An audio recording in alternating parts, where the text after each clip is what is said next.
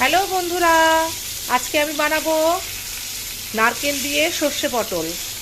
এই যে পটলগুলো কেটে আমি ভাজতে বসিয়ে দিয়েছি, খুব সুন্দর করে ভাজা হবে।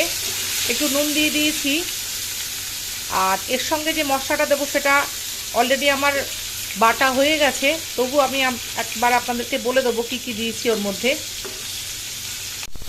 এই যে আমার বাটা হয়ে গেছে, দেখুন এর মধ্যে দিয়েছি একটু বেশি করে নারকেল, সাদা সর্ষে,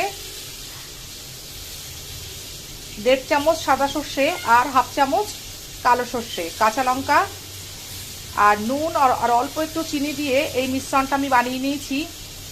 এই মিশ্রণটা পটলটা ভাজা হয়ে গেলে ওর মধ্যে দিয়ে দেবো।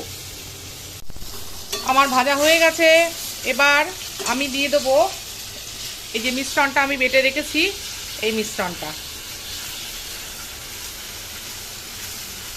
এটা নিরামিষ খুব সুন্দর একটা পদ, আপনারা রান্না করে খেয়ে দেখতে পারেন।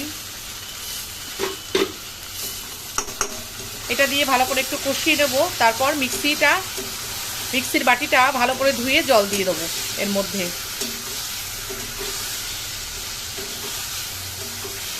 অপূর্ব খেতে লাগে।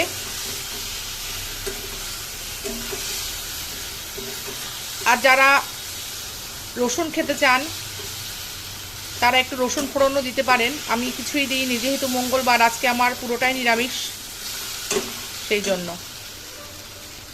দেখুন এটা খুব সুন্দর করে কষানো হয়ে গেছে, এবার আমি মিক্সির বাটিটা ধুয়ে একটু জল দিয়ে দেবো। ওর মধ্যে অল্প একটু মশলা ছিল, এই যে।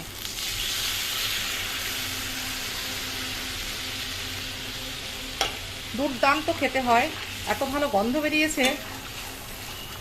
একটু ফুটতে টাইম লাগবে, একটু ফুটতে দেবো।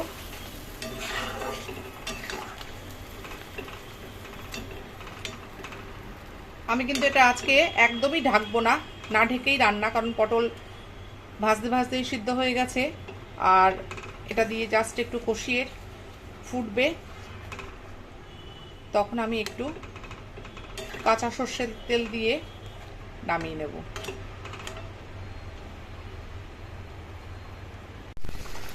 আমি সর্ষে বাটার সময় নুন আর অল্প একটু চিনি দিয়েছিলাম, আর পটল ভাজার সময় একটু চিনি দিয়েছিলাম। আমি এই রান্নাটাতে হলুদের ব্যবহার একদমই করিনি, কাঁচা লঙ্কাও তো দিয়েছিলাম তখন, কিন্তু তবু আমি একটু সুন্দর গন্ধ আর একটু ঝালের জন্য আমি এই কাঁচা লঙ্কাগুলো ভেঙে ভেঙে দিয়ে দিলাম। প্রায় হয়ে এসছে, এবার আমি নামিয়ে নেব।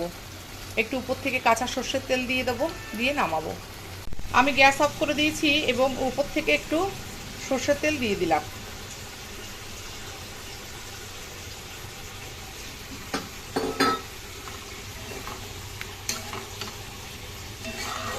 ব্যাস কমপ্লিট।